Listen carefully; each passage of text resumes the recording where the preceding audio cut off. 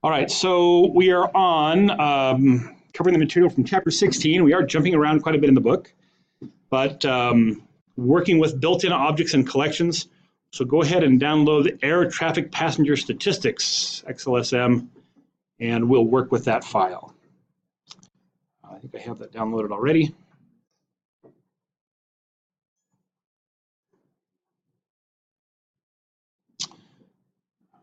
Enable editing, zoom in just a bit.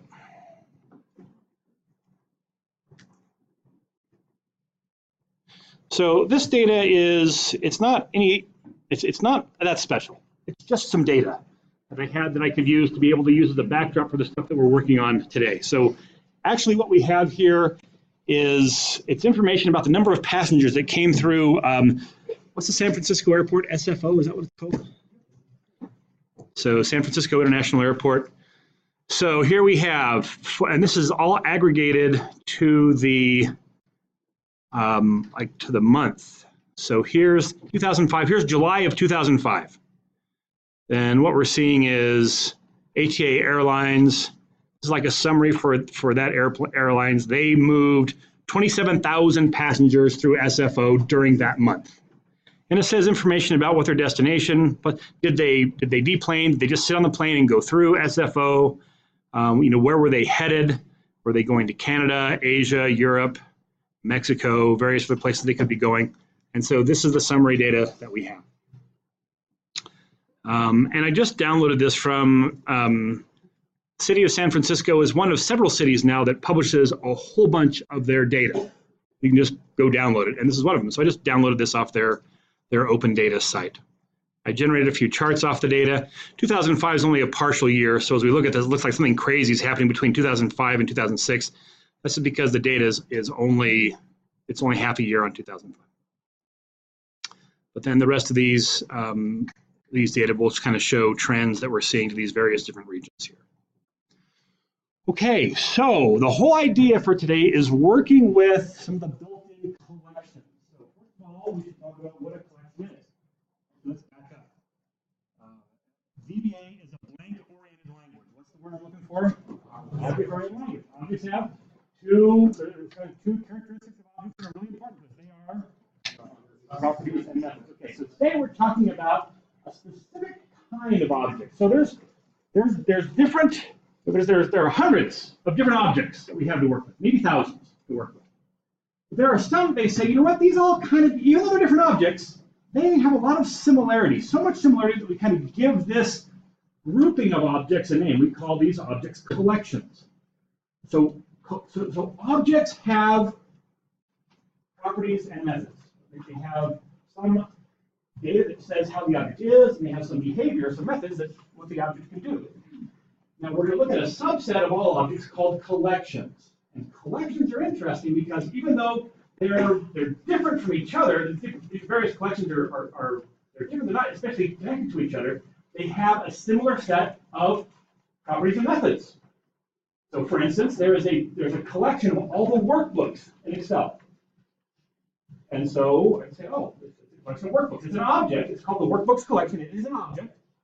And it has methods like count. I can count how many open workbooks there are in Excel. And right now I have just one workbook open. So if I was to kind of look at that particular collection, let's go ahead and come to our code window. Alt F11 will take you there straight away if you haven't learned that shortcut key yet. It's a good one to learn. And I'm just going to open up my immediate window for right now. So view immediate window. Remember, the immediate window is just a place where I can practice. This lets me immediately execute any single line of VBA code. And I'm going to see if I can get this to park at the top.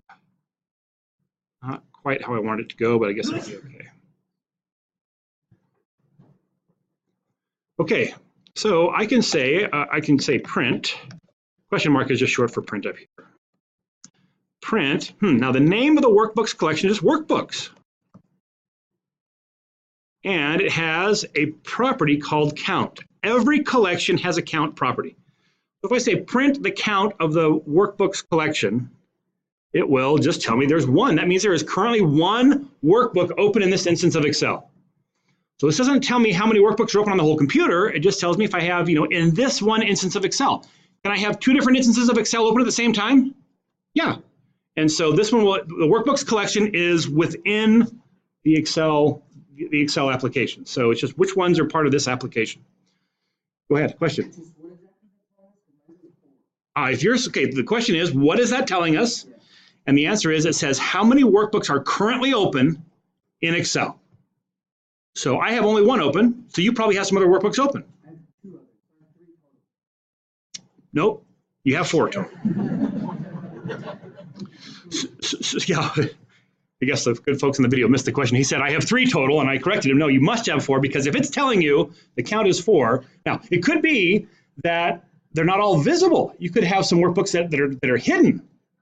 Do you have any macros in your personal macro workbook? We haven't talked about the personal macro workbook, but yeah, so if it says 0, that means you don't have any workbooks open, which is possible because you can have Excel open with no workbooks. And then you have 0 workbooks open. So we can find out what these are here. So let me go ahead and I'm going to go ahead and open up another one.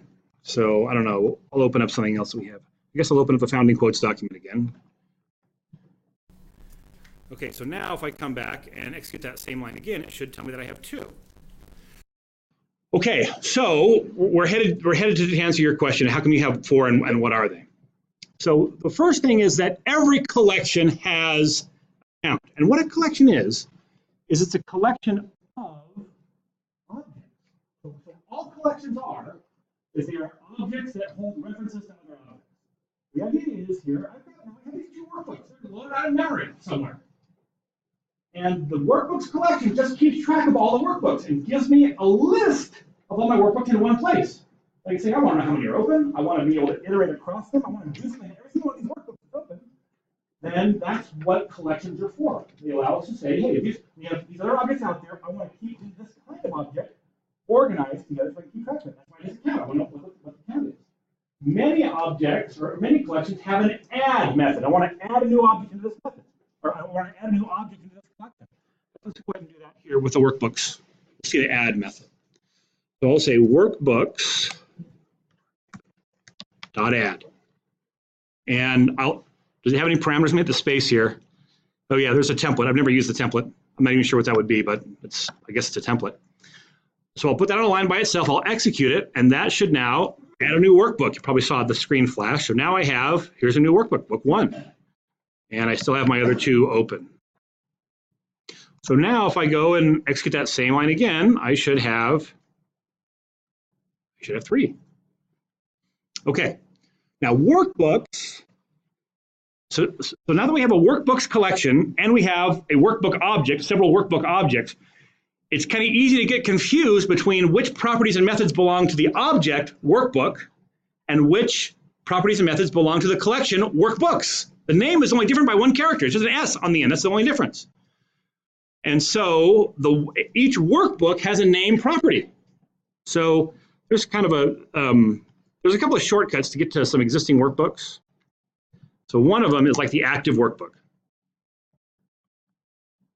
Oh, there you go. I put the question mark. It's such a habit for me to put the question mark. Question mark means print. You might as well learn that now. So question mark just means print when you're in the immediate window. So active workbook dot name. I can say print the name of the active workbook. And that's book 1. So for me, that's book 1. Whichever book you have active, that's what we'll print. So let me go ahead and go to the one that we all have together, the air traffic passenger statistics 1. And now if I print the active workbook, the name of the active workbook, then it should show me that's the one. Okay. There are several ways then that I can refer to these workbooks that are in the collection. So here's one of them. So instead of printing the count of the workbooks, let's go back to the question mark on this as well. I'm going to print workbooks. Oops. And then in parentheses, I'll just put a number 1, dot name. This will print the name of the number 1 workbook. Now, on my instance of Excel, I have 3 workbooks, so I should be able to ask number 1, number 2, and number 3 workbook by name. It should print those all off. And so, good student with 4 workbooks open, you should be able to see those names just by doing 1, 2, 3, and 4 and running those separately. So workbook number 1 is the air traffic, then I opened the found in quotes one. So if I look at 2, that should be found in quotes. If I look at 3, it should be book 1. So I can ask what the name is. And that's, again, a general characteristic. Now, it's not universally true that every collection has to be able to address its elements like this, but every collection that I know of will let you do this. It's kind of like there's a rule they made in Redmond, Washington, when they're making the language. Hey, if you make a collection, you darn well better be able to address the elements in this collection by an ordinal number. And of course, as each object is programmed to do what it does, someone has to actually implement that and make it work.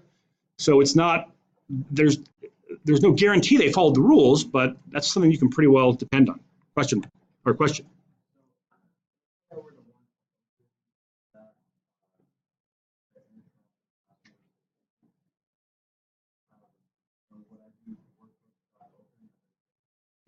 Okay, so let me repeat the question. The question is, what if I want to, we saw how to add an element into this collection by creating a new workbook.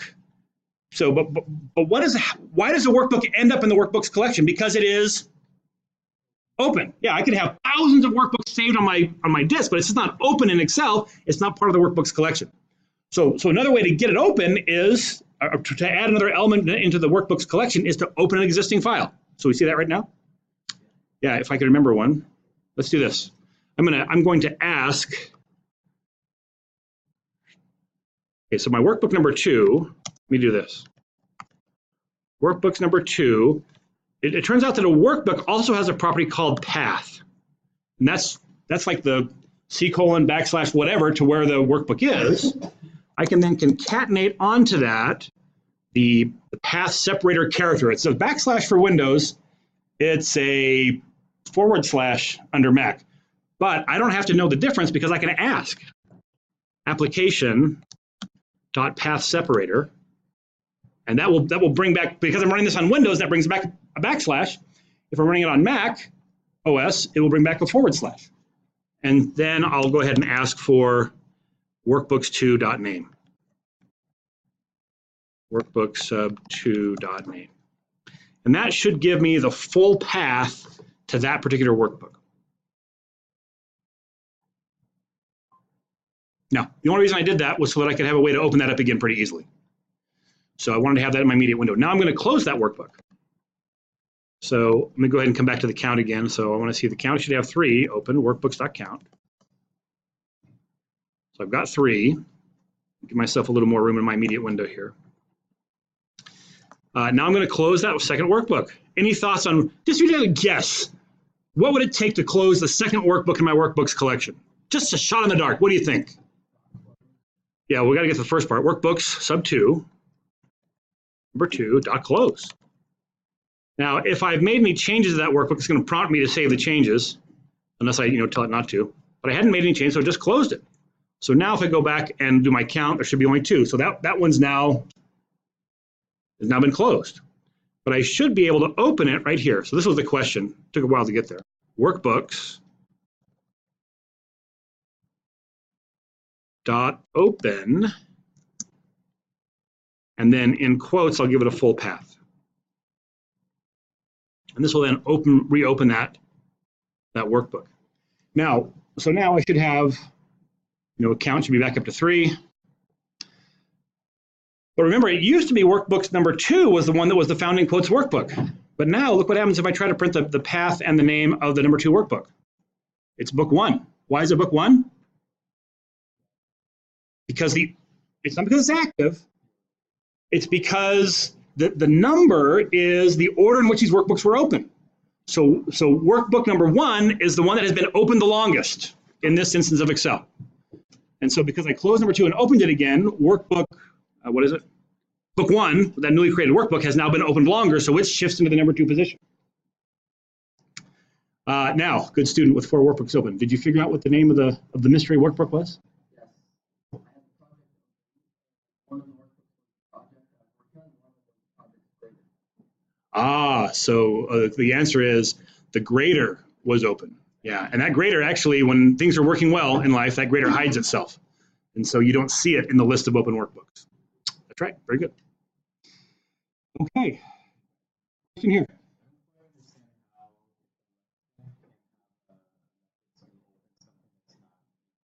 So the question is, how come the collection can have a method to open something that's not in the collection?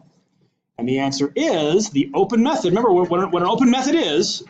That word open is the name of a method. It's a name for something that this object knows how to do. And so the method open for the workbooks collection says, you give me a path, and I will go find that file on the disk, and I will open that file and bring it into the collection. So it's not opening something that's in the collection. It's opening a file and bringing it into the collection. Okay. Questions here? Go ahead.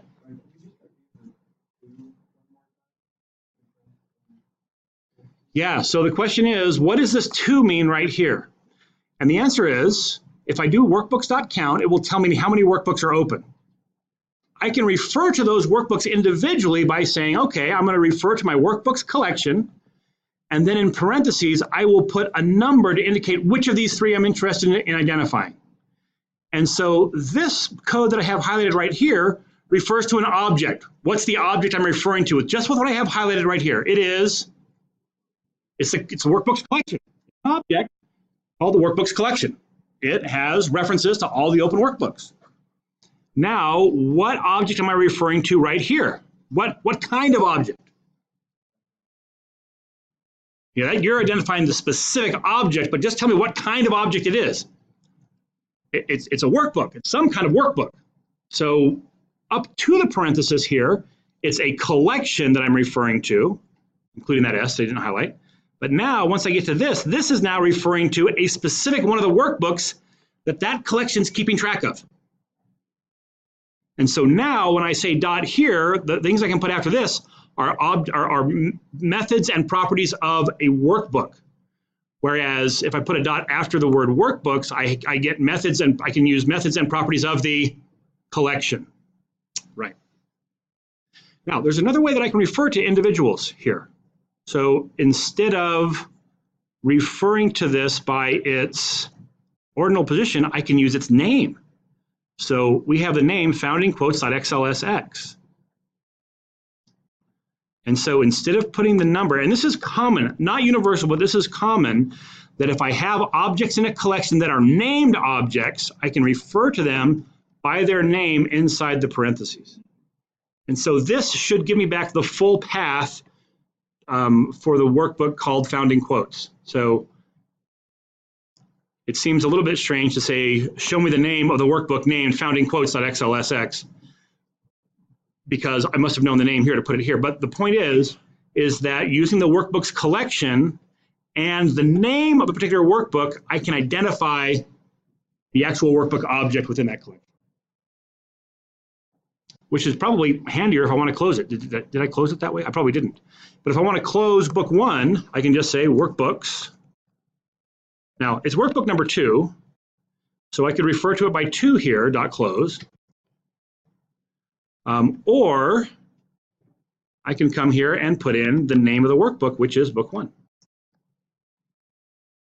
Now let's see, close, I think probably has some methods over here. Save changes, I can just say false here, and then it'll just, if I've changed it, now it won't try to save it. And so I just closed the workbook, and I'm now down to 2 workbooks in my collection. Okay, so this is the notion of a collection, and we looked at it in the context of the workbooks object. Go ahead. What would you put there if you want to do something to all the open workbooks? Show me the path of all the open workbooks. What if we want to do all the open workbooks? We'll get there. We'll get there. We'll do it today. But we can't do that in the immediate window, because immediate window you get 1 line, and it's going to take more than 1 line to do that. Let's take a peek at a couple others. So there is, so inside a particular workbook, there is a collection of worksheets. Okay, so I showed you one shortcut to get to a particular workbook. It's just the active workbook. So whichever one's active.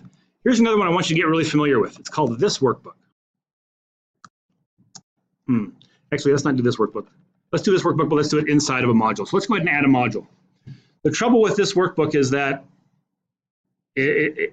the immediate window has to guess at what you mean by it. But let's go ahead and put a module inside our air traffic passenger statistics XLSM workbook. So I have that workbook selected inside my Project Explorer. And now I'm going to say insert module. Various other things I can insert, we're just going to insert a module. Is there anyone who's not showing their project window here? Needs help getting that open? Okay, so I've selected the, zoom in, yes. Windows plus.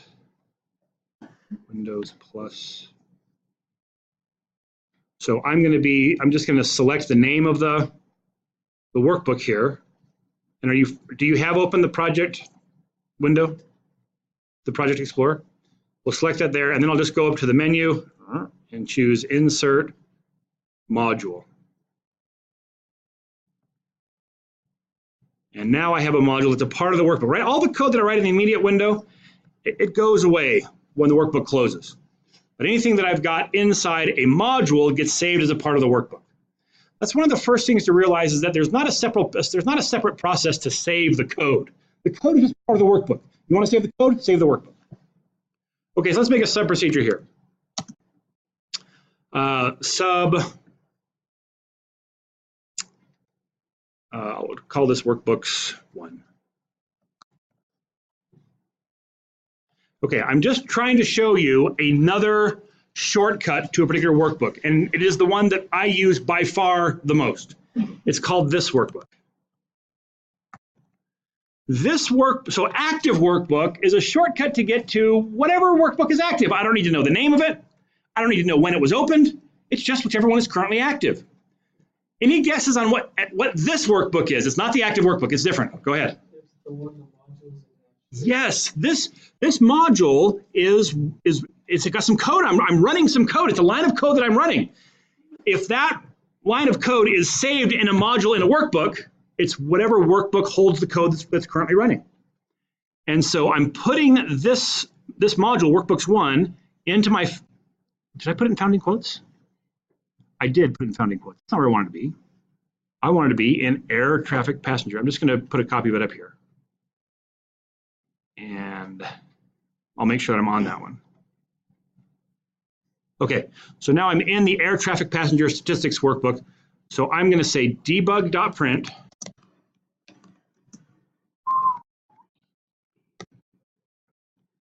This workbook.name. What do you expect it to print? Someone just yell it out. Yeah, it should be the air traffic 1. I'll run that with F5, and I'll clear that so it's clear what I have in my immediate window. And it just prints the name of that workbook. So, or it prints, I should say, it prints the name of this workbook. So this code now that I'm executing is saved inside. It's a part of a workbook. And so when I say this workbook, it refers to the workbook the code is a part of. So what you'll generally find is there's 2 ways that you write macros. One is to say, I'm going to write a macro that I'm going to use just for general purpose, and I'll put it somewhere that I can access it anytime I have Excel open. In that case, you're probably interested in having that code execute on the active workbook. The other general place that you say you're putting code is you're saying, listen, I'm writing this code specifically for this workbook that I'm making. I'm making a workbook here. I've got to write some code to work on this particular workbook. And that code then should go in, will probably refer to this workbook to anytime there's any ambiguity about which workbook we're talking about. Okay. So that's a little bit about the workbooks collection. Let's look at another collection called the worksheets collection. There's a question in the back. Go ahead.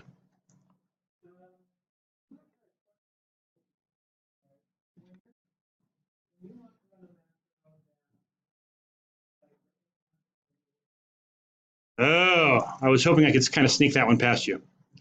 The question is, if you want to have a macro that works on any workbook, where does it go? All right, let's take a little detour. Let me answer that question. When you record a macro, let me just come to Excel and pretend like I'm going to record a macro. I'm going to come back over here to Excel, air traffic. I'm going to come to my developer tab, record macro, and we recorded. Was this the last time we were together? Yeah, last time we were together, we were recording macros. And the default place is to store the macro in this workbook. But if you instead say, no, I want to put this in my personal macro workbook, then what happens is if you've never recorded a macro into your personal macro workbook, that workbook doesn't exist. The first time you record a macro and tell it to go in the personal macro workbook, Excel says, oh, we got to create the personal macro workbook. And it actually saves it somewhere down close to where Excel is installed on your computer. It's not in your documents or anywhere in your normal place. It's saved with the Excel program. And then from that moment on, henceforth and forever, whenever you open Excel, it automatically opens this other workbook called personal.xlsm, and it opens it and hides it. So for a macro to be available for you to execute, it has to be in an open workbook. And so when you record a macro into your personal macro workbook, Excel just handles keeping that workbook open every time you open Excel so that those macros are available. Does that answer your question? I know it's a follow-up question. Go ahead.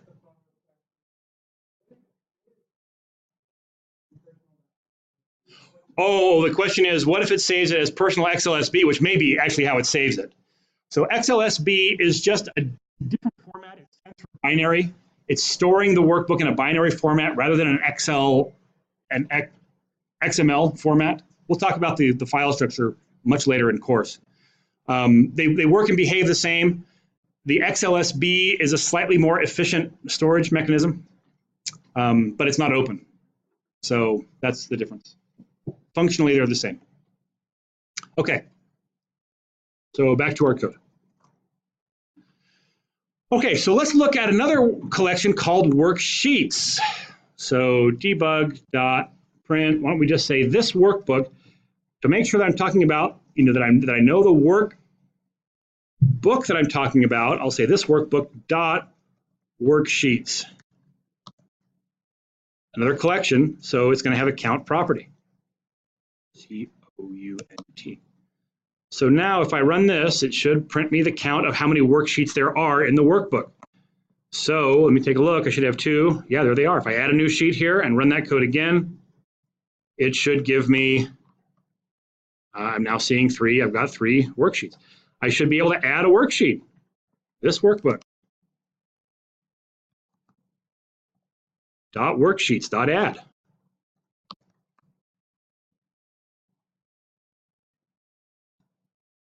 So now the last time I ran that, it printed a 3. It should now add a new worksheet, and it should print 4. As soon as I get debug spelled correctly. Almost hit it 5 instead of F5. So now it's printing 4, and it should have 4 worksheets. So I'm able to call the add method, just like I did for the workbooks collection on the worksheets collection, and it adds a new worksheet. Okay. Now, so how are we feeling about the worksheets object? We didn't spend nearly as long as on the workbooks, but it's kind of more of the same. Okay. So now let's take a look at something else. Now, anytime we're creating objects dynamically, we're having our code creating an object, right? That's what this is doing. Worksheets.add, that's making a brand new worksheet.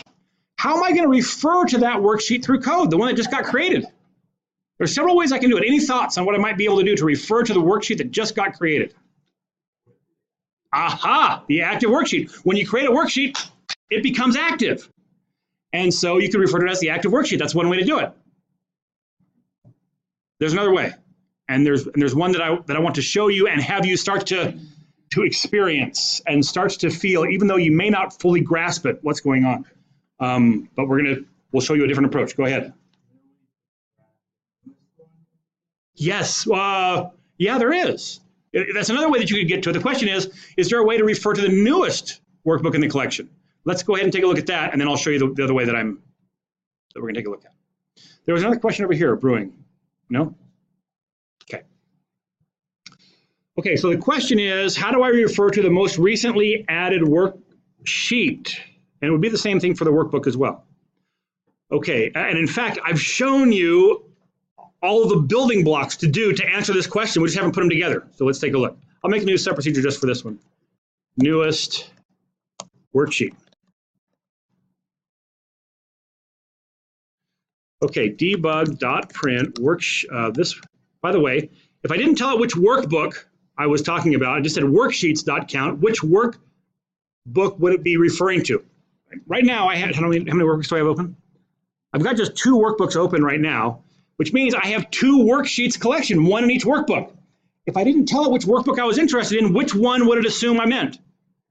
Yeah, the active one. I'm not talking about the active one. I'm talking about, yeah, the one in this workbook. I'm talking about the collection of worksheets that's in the workbook where my code is. So debug.print, I'm going to be sure I'm specific about that. This workbook dot worksheets dot what? I want to just print how many there are. Count. I'll run that. There are 4. Okay. Now, since I know that there are 4, let me go ahead and print the name of the 4th worksheet.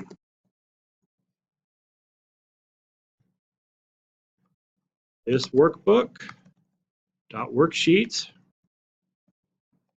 4 dot name. So that should print me the name of the most recently added worksheet. It's, oh, no, I can't. This doesn't tell me what the most recently added one is.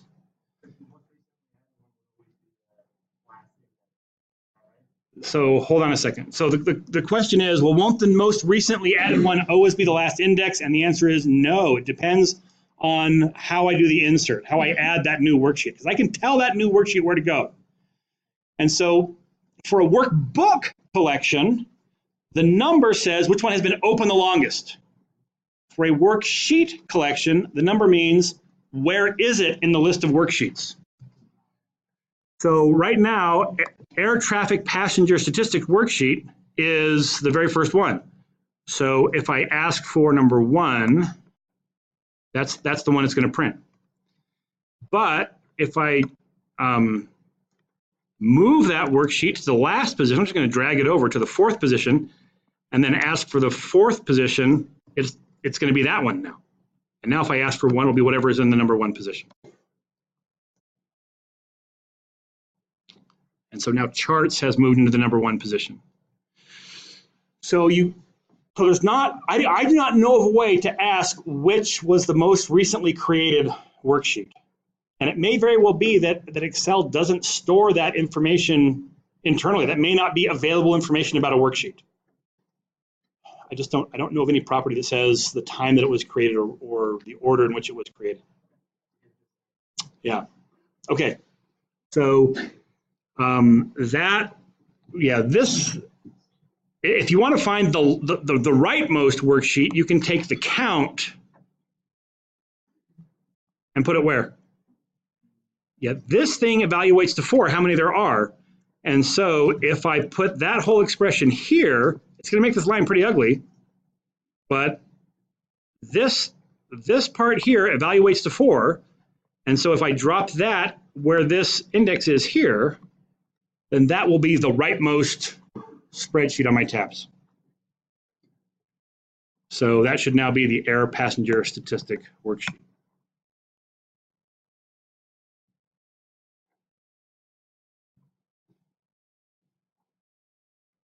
Okay, so now how can we create a worksheet and just bind onto it? That's what I want to take a look at now. This is a really important idea. We got introduced to it when we were talking about variables. It was the very last variable type that I talked about. We talked about a variable type called an object variable. My expectation is that most of you went away from that discussion thinking, I don't quite understand what an object variable is. That's okay. We're going to spend some more time on it now. So all an object variable is it's a small amount of memory that's allocated to hold a reference to another object. So if I was to ask myself, a worksheet object, would I say, hey, that's just a tiny amount of memory, or the worksheet object, does it have a lot? Does it take up a bunch of memory? I know these are very technical terms, very precise terms. A small amount of memory, or is it a bunch of memory? And the answer is the worksheet object itself it takes up a bunch of memory. It has lots of properties that we have to keep track of. So that object is sitting out there in memory somewhere. Each one of these 4 worksheets that I have are sitting out there in memory. So how does my collection keep track of these? And the answer is the collection has a list built inside of it of all the memory addresses where those objects are. We don't have to think about it in terms of the memory address. If I want to ask, hey, what's the memory address where this thing is located? I really can't ask that question. You almost never ever want to know the answer to that question. But it's possible to ask where it is because the collection keeps track of it. But what an object variable is, it's like one entry in a collection. An object variable is just the memory address of where an object is. So remember, a variable is at some place in memory and it holds some information. Object variable holds what kind of information? The address to somewhere else in memory. Like, go here to this location in memory and find out where you're really trying to get to, which is where the object is. Your question here? Yeah, you might think of it just like a shortcut on your desktop. So you might have a shortcut to Excel right on your desktop.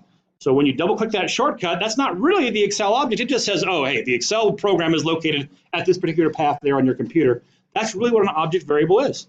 It just says I'm keeping the address of some variable now, or some object where that object is located. So now when I add this worksheet, what I haven't told you is that this add method returns something. The add method for a workbook returns something. What does it return? It returns the memory address where the object was created. And remember, that's what I have to put into an object variable to be able to connect them up. So watch this. I am going to say dim WS, short for worksheet, as an object. Okay, so now I've said, hey, I'm telling the interpreter I need some memory. How much memory? Not very much, just a little bit, enough to hold the memory address to somewhere else in memory. Give me that memory. The operating system says, great, here's some memory for you, and it passes back the address. And VBA, the VBA interpreter, then keeps track of the address and says, you poor programmer, you don't want to see this address, it's hideous. Like 64-bit ones and zeros where this thing is. You can just think of it as WS, and the VBA interpreter will keep track of that for me. So I say WS, it goes, yeah, I know, that's not location in memory that the operating system gave me. So now I am going to say this whole thing here, when it's done creating the worksheet, it returns the address. It returns the reference to where that worksheet was created in memory. So now I can say set WS equal to that expression. This will do the same thing it used to do. It'll create a new worksheet. But now it's going to bind this variable, WS, onto that worksheet.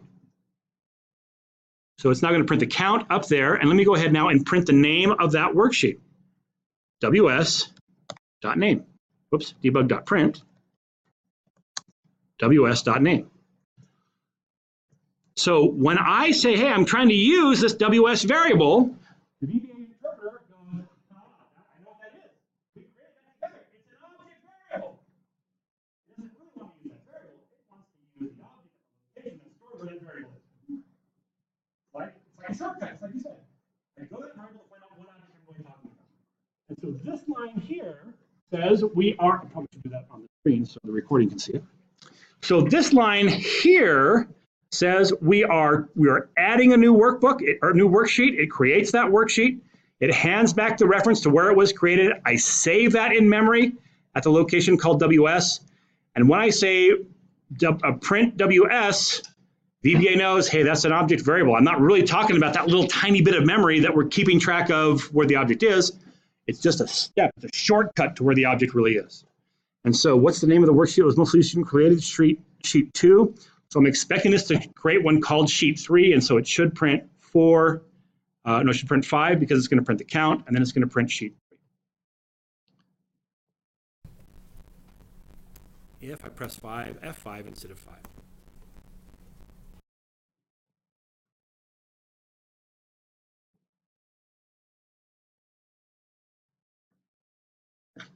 So now we have 5 sheets, and that's sheet 3. If I run it again, we'll have 6 sheets, and the new one will be called sheet 4. Questions? All right, how many of you are looking at this idea of an object variable? I declare this as an object. I bind that on to something that sends back a reference to an object, and then I can just use that as a reference to the thing. How many of you are going, I think I got it? How many of you are going, this is witchcraft? Is it too late to drop the class? Sure, no one's willing to admit to that. Okay. All right. So now where this becomes really handy now is that I don't have to know where that sheet is. I don't have to know, what in the collection, where it is. I don't have to know when it was created. I don't even have to know which workbook it's in. This is now a reference directly to that worksheet. And so I can use that to change the name of it. ws.name equals, and I can call it something else, salary data.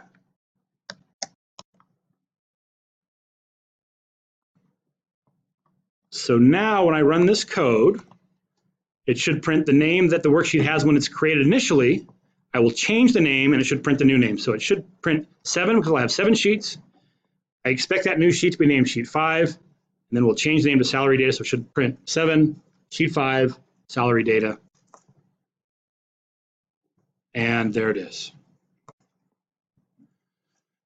Okay, one more little thing on object variables, and we'll move on to a little more thrilling example. Have we really been at this for 45 minutes?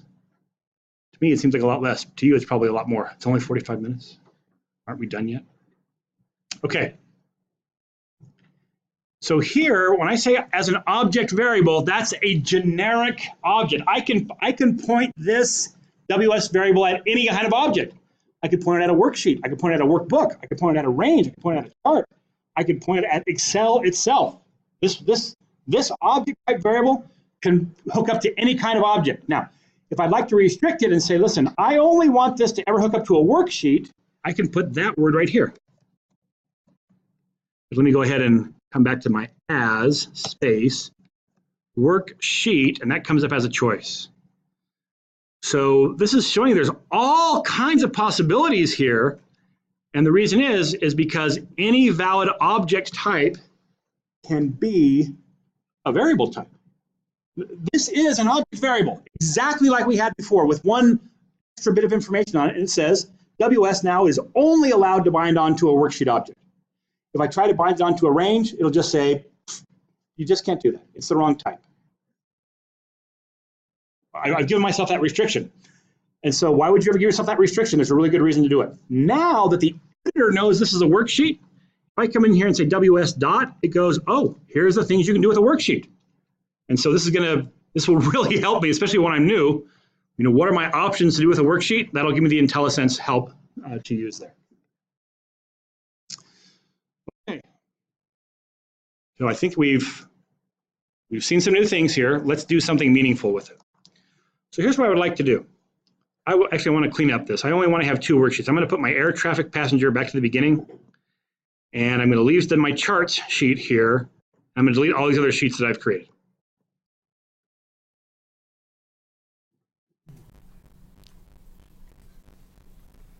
I'm back down to just 2 sheets.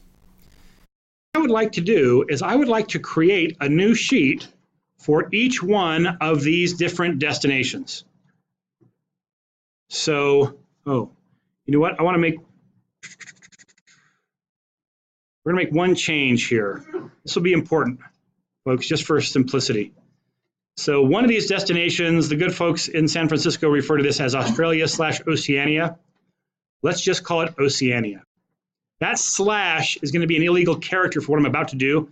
I would prefer just to get rid of it. So I'm going to change from Australia, Oceania, just to Oceania. So Asia, Oceania, Canada, Central America, whatever. We're okay with this? So here's what I'd like to do. I would like to create a new sheet for each one of these destinations. And then ultimately what I want to do is I want to spin off this data that's over here inside of this. Where's the destinations? Not G, H. Yeah, it's H. Oh, we'll have to rename it here too, which if we get to, we'll do it. But then I would like to say, the goal here is to say I've got all this data aggregated. I want to split this data out onto a sheet that's just for US connections, a sheet just of folks that are going to Canada, a sheet of just those that are going to Asia. I want to split the data into those and create those sheets. So, I might just do this list and go create them by hand, but let's see how to do it with code. So we'll make a new sub-procedure.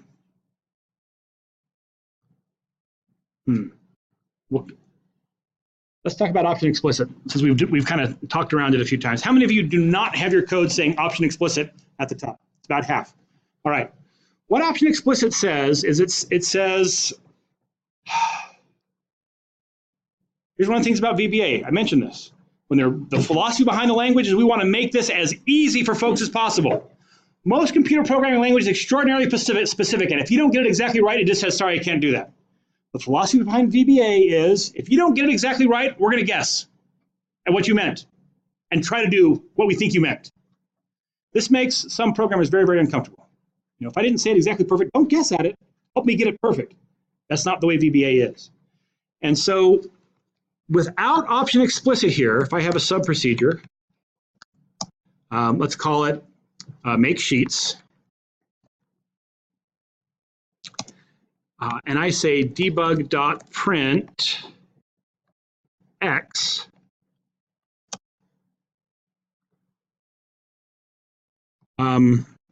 It won't be very interesting, but it won't fail. So I'm running this and it's not giving me an error. Debug.print x plus 5, and I'll run that, and it prints 5. So here I have a variable that I've never declared. Without option explicit at the top of this module, the VBA interpreter gets to this line and it goes debug.print. I totally know what that means. Debug's an object, prints a method of the object. I got it.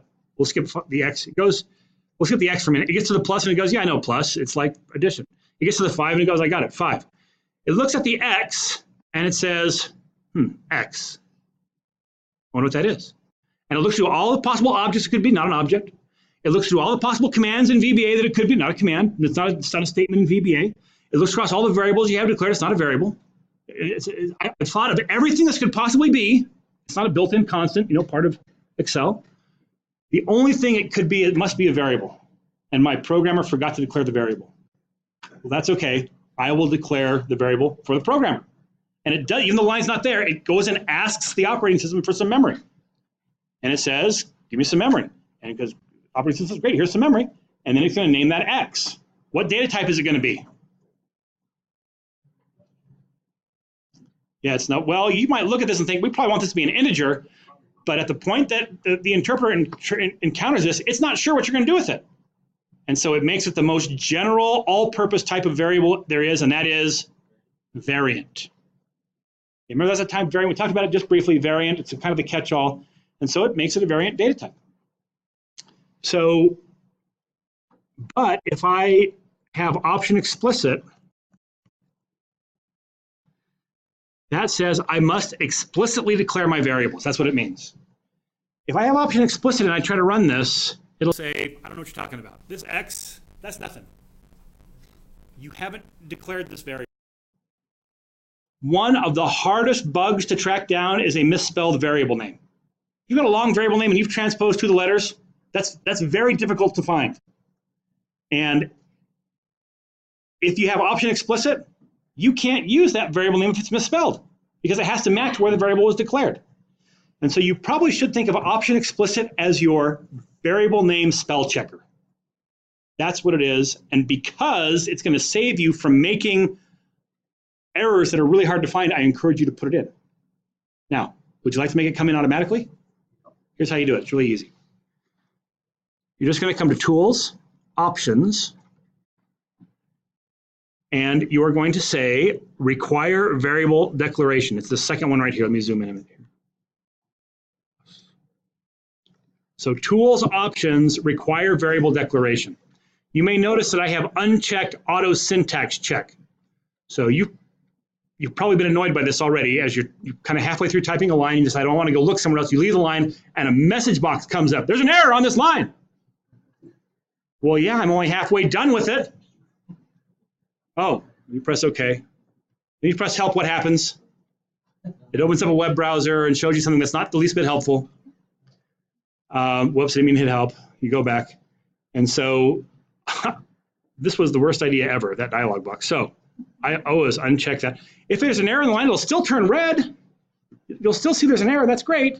But it just won't nag you about it. So I encourage you to uncheck that as well as to require variable declaration. Okay. So now I've got to declare the variable. All right. So here's what I want to do. I'm going to dim WS as a worksheet. I'm going to dim row as a long integer. There's 3 integer variable types. One is called byte. It's 1 byte, ranges 0 to 255. Long integer, or then there's integer, which is plus or minus roughly 32,000. And then there's long integer plus or minus 2, remember? 2 billion or so. Why am I using long? Well, I'm going to use row to refer to a row on my worksheet. And even though all I'm going to use it for is to iterate across this range right here, which means I could get by with byte, I just like to be in the habit, if I'm using it to refer to a row, I should use the data type that I need to refer to all the rows. How many rows are there? It's like 1.04 million. So bytes really won't do it. Integer won't do it. So it's just a habit. You know, if I'm making something to refer to a row number, I'm going to use long. Okay, and I'm going to want to iterate across this range. So from 3 down to 11, I'm going to start at 3 and just go till I bump into a blank cell. This will be similar to the loop that next time we get together on Wednesday, we're going to talk about loops very specifically. But today we're just going to use kind of the simple loop that we've seen in the past. So I'm going to start row off at my 3rd row. So row equals 3. And then I'll have a do loop, do and loop. All right, this is the structure of a loop. We'll get very specific about how you can play with this next time we meet. But we'll do a couple of things inside this loop. Well, first one, I want to give myself some way to get out of this loop. And I'll put this up at the top. I'm going to do until looking at a particular sheet. So worksheets, my worksheets collection. I'll talk about the one in particular called charts. And I'm going to look on that for cells of data. So I can give it a row and a column. The row I want is whichever value is currently in row, and column 1 until its value is equal to a 0-length string. That's how we say it's empty. There's other ways to say if it's empty. It's kind of the simplest way with what we know so far. So the keyword do here says, hey, beginning of the loop. And then this until says, listen, you're going to only go into this loop if this condition is false. So in other words, once this condition becomes true, we're done. So I'm looking at my charts worksheet in cell number row what?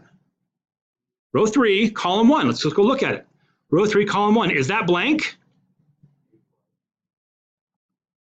What's that? A3 is not blank. And so this expression at this point evaluates to Asia, the value in row 3, column 1. Asia equals blank. True or false? It's a false statement. And so we're going to loop until this is true. Since it's false, we're going to come into the loop. So that's our way out of the loop. Then I'll do whatever I want to do in the loop, which we'll come back to. But if I don't change something very particular here, there's no way out. What do I have to change here? Yeah, I've got to change row. If I don't change row, it's just going to go back to the top and it's still looking. Row is still 3. It's checking to see if it's blank. It's not. It'll just be an endless loop. So I'm going to say row equals row plus 1. So row is 3. When I start this off, it's going to check, should I get out? No, I shouldn't get out. And so row is going to be now what it used to be, 3 plus 1, so row will be 4. We'll now check row 4. Is that blank? No, we'll stay in the loop all the way until we get down to row number 12. By the time row makes it to 12, it'll go, it's now blank, and that will let us out. I'm going to show you one more thing here that is healthy. Your loop, if you write your loop correctly, it will work just fine without this. If you accidentally put yourself into an endless loop and you don't have this line, you're probably going to lose all of your work for the last 10 minutes. Unless you save. Let's get you to save. Save right now. It's this, do events.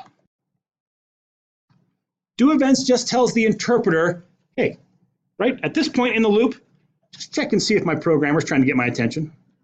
It has some other side effects which we'll talk about next time we get together.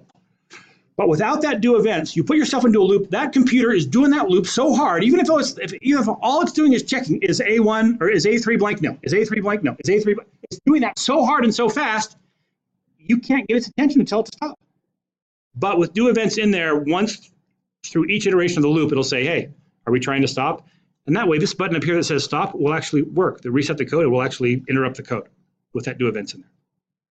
Okay, so now I would like to add a new worksheet based on the name that we're seeing in column 1.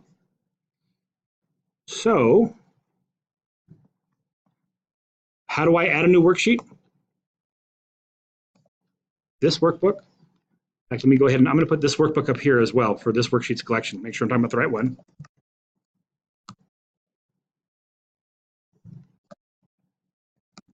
This workbook dot worksheets dot add. Now, I want to capture the reference where that worksheet gets created in memory. And so I'm going to say set ws equal to.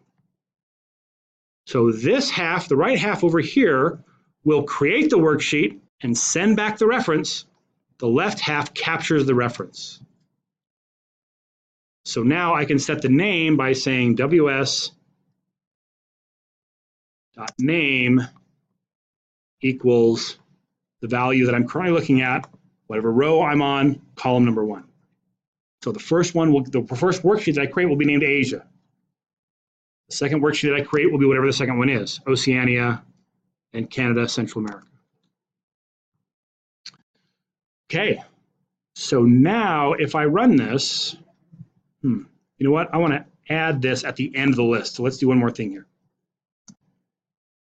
Worksheets.add, opening parenthesis, and I'm going to say after, and I got to tell it which worksheet I want it to go after. If I don't tell it where to add it, it adds it before the active worksheet. Whatever worksheet is active, it adds it right before that one. I just want this to go at the end of all of my worksheets. So how do I tell it the very last worksheet? How do I tell it the rightmost worksheet? It's going to involve count. So after, I'll say colon equals. After, I'm going to say this workbook dot worksheets. And then in parentheses, I'll put the number that I want. If there's 6, I want to go after the 6th one. If there's 4, I want to go after the 4th one. How can I make this part dynamic? This workbook.worksheets.count. Oh, it doesn't quite fit. Wait, maybe if I spell it right.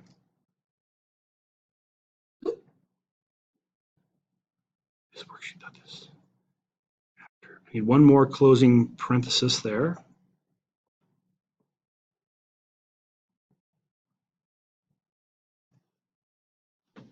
Ugh. So now it'll put them at the end. That'll just make it easier for me to delete them. It'll be the last ones to delete. And if we want to write code to delete the last, all but 2, we can do that as well. Okay, but now I should be able to run this. I'll go ahead and stop my code. If you ever have a yellow line that you're not quite sure why it's yellow, it means you're trying to run the code right now. Just go ahead and hit stop. Usually happens because you have an error in your code somewhere. And now I'm going to go ahead and run this, and it should say, all right, we've got these 2 worksheets now. It should create a new one, name it Asia, another one, name it Oceania, Canada, and so forth. What do you think? Shall we run it and then see what happens, or shall we run it one step at a time? One step at a time? All right. To run it one step at a time, here's how you do it. You come here to debug, and you say step into.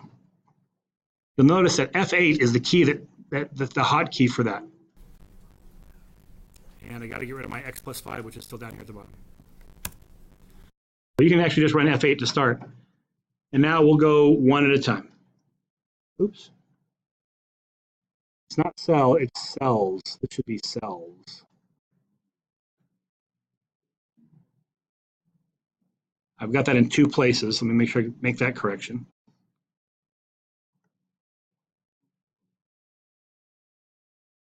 Okay, we'll try this again. F8. Okay, this should add it. We can add it there. We see it's named sheet 6.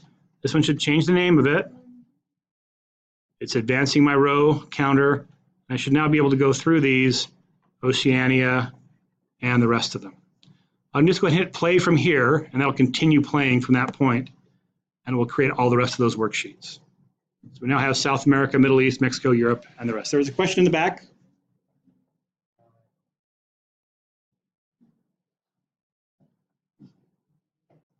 Okay. Let me go ahead and show this code again so we can see it.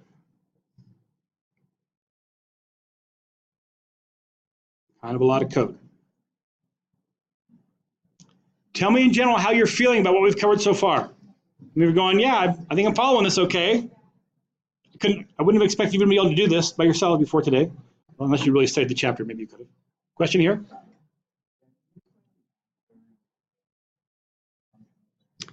Yeah, I didn't really tell you all about that. So let's take a look at this. Some methods, when you call a method, you can give it some instructions about how to behave. Some methods, there's nothing. Like the select method, there's nothing to tell it. You identify the object, say select says, great, I'm going to make myself active. There's no other thing it could possibly do. No other way it can behave. But when you add a worksheet, the method is designed to say, well, where do you want me to add it? Do you want me to add it at the beginning of the list, somewhere in the middle of the list, or at the end of the list? And so this is called a parameter. So it has a parameter called after. It has another one called before. You can put it before something, after something. And so we're telling it, all right, you're expecting to be sent something called after. If we don't send anything for after, it'll have a default behavior. But I can specify. I can say, listen, for your after parameter, I'm going to give you an argument. And the argument is a reference to a particular worksheet. And the worksheet that I'm referring to is this whole expression that identifies it. It says, look at the collection of all the worksheets in this workbook and use a number to talk about the one that I want. What's the number? The number is the count of these worksheets. That would be the rightmost worksheet. So the add method of the worksheets collection says, if you tell me what to add it after, you give me a reference to a worksheet that this is supposed to add after, that's where I'll put the worksheet. It's called sending an argument to a parameter. That's what it is. The reason it has two, before and after, is because if you want to put one before the first sheet, after doesn't help. So you can use before and after to do any of the rest of the places except the very first one and the very last one. Okay. Trying to decide what part of this. We don't have enough time to cover everything I was hoping to get through today. Trying to think what's the next thing we should do, but I'll take the question. So let's say you want to start populating the worksheet. Will you just do a do in the loop right before row +1? So the question is, so maybe the next thing here is that after we have built this worksheet, WS is already bound onto that newly created worksheet. Could we just put in some kind of loop right here that would do that? And the answer is we could. But what that loop would look like is, since I'm saying I'm trying to figure out which ones go into Asia, what I would have to do, I'm having a hard time getting to the control page.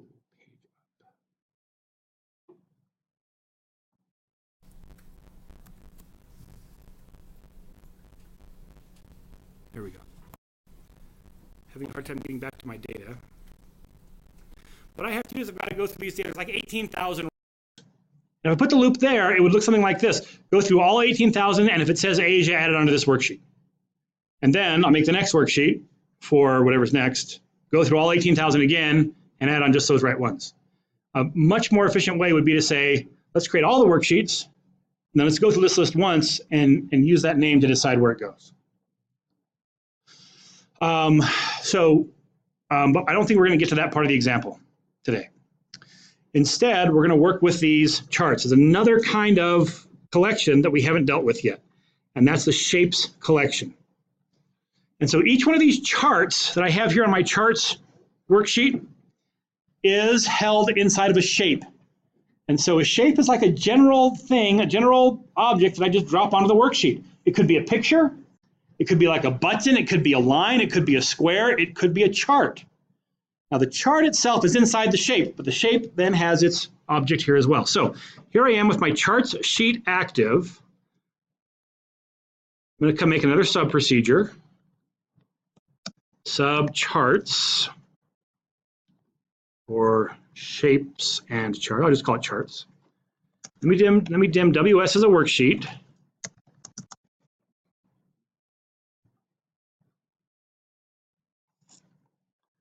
I'm going to set WS equal to this workbook dot worksheets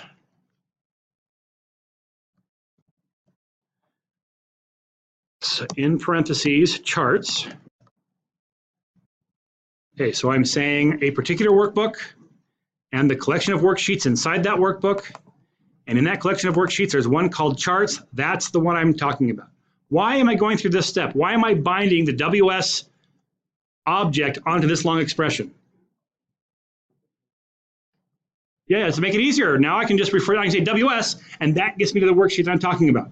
So my code's going to be it's a little more complex than the fact that I've got now a new object to work with, but it's going to be a lot more concise to read, much more readable. Okay, so let's do this. WS dot shapes. I'm going to do a print of ws dot shapes dot count. It's a collection, so it should have a count.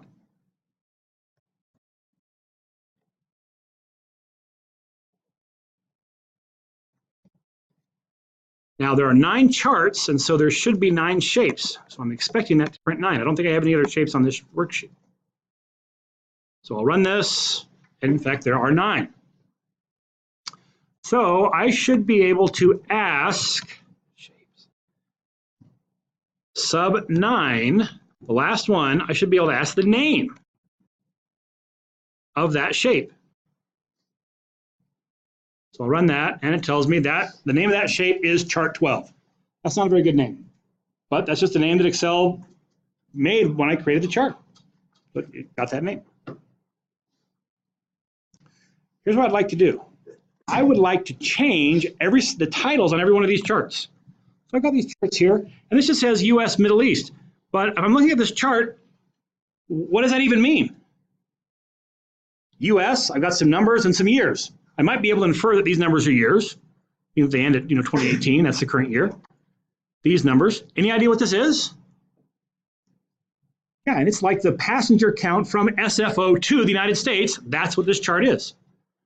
And so what I'd like to do is I'd like to be able to set up a loop that can go through all of these charts and change the title to be a more descriptive title. Okay, so we have kind of the same kinds of ability to add new shapes into this collection, but now this one we're going to do something a little more complex. You ready to do it? Okay. There happens to be a loop, and we'll talk more specifically about it on Wednesday, but there happens to be a loop that is specifically designed for working with collections of objects. It's called the for each loop. Here's how it works. I'm going to declare another variable that I use to control this loop. So I'm going to dim SHP as a shape. It's an object variable, just like the object variables we've talked about so far. Just enough information to hold the reference to another object. And so now I'm going to say for each SHP in, and then I want the name of the collection I'm going to work across. ws.shapes. It's all the shapes on the sheet that I've bound to WS. Put the keyword next at the bottom.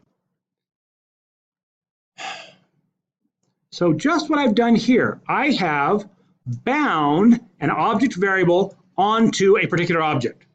I just said, here's one object variable, bind it onto this object. What the for each loop does is it says, here's an object variable.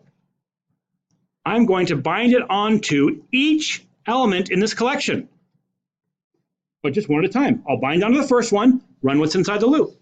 Then bind onto the second one, run what's inside the loop. So watch this. I said here referred to a particular shape. I said print the name. Now I'm going to do that inside this loop. I'm going to print all the names. Debug.print shp.name.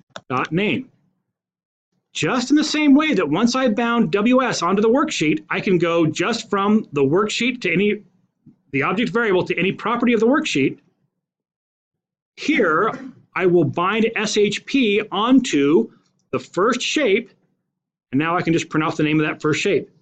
When I go through the loop again, it will automatically bind onto the second shape. That's what this loop does. And so this should now print the names of 9 charts. Actually, one of them will print twice. Let me go ahead and I'm going to comment out this other one so we don't have that extra line being printed in there. And I'll run this, and it prints off all of those charts. Chart 4, 5. Why is it chart 4? Because when I was making these charts, I made 3 and then went, nah, I don't like those, delete. And then I made the rest of them that stuck around. That's why they happen to start at 4. So it goes 4 through 12, that's the 9 that we're after. Okay, this loop should feel a little bit like witchcraft to you. That's okay. We're gonna spend some more time on Wednesday, but the idea here is it is binding on this object variable onto the first element in this collection, running the code in the loop, and then the next element in the collection, and so forth. Question?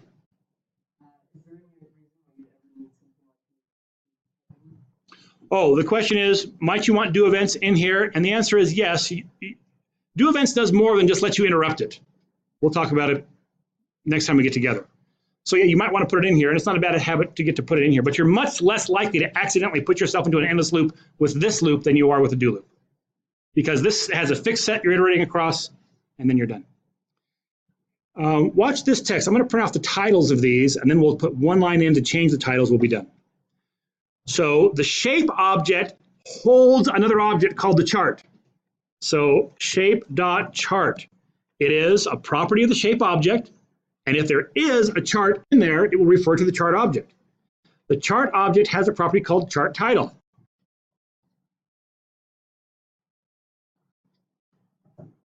The chart title object has a property called text. And that's actually the title of the chart. So now, instead of printing the name, it'll say, all right, in this shape, there's a chart. That chart has a chart title. That chart title object has text, and that's printable. So now when I run this, it should print off the titles of all of those charts.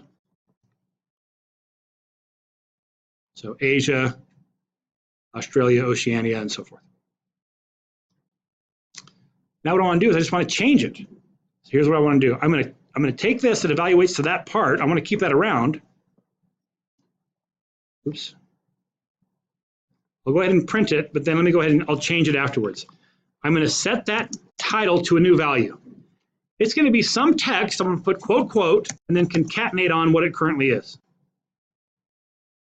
I'll add the text in here in just a minute. So I'm going to put some new text inside these quotes. But I'm saying, listen, the text of the chart title of the chart in the current shape is going to take on a new value. What is it going to be?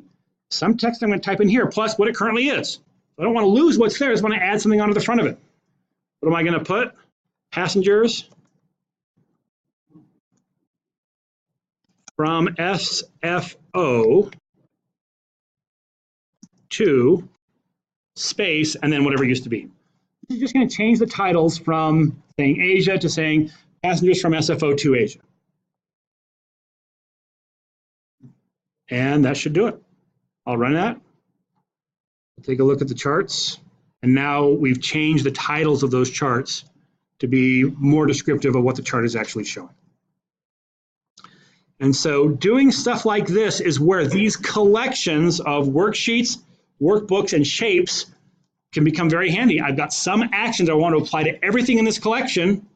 There's a loop built up in this collection. Just the whole purpose for it there is to keep track of those elements. Any parting words? Class dismissed.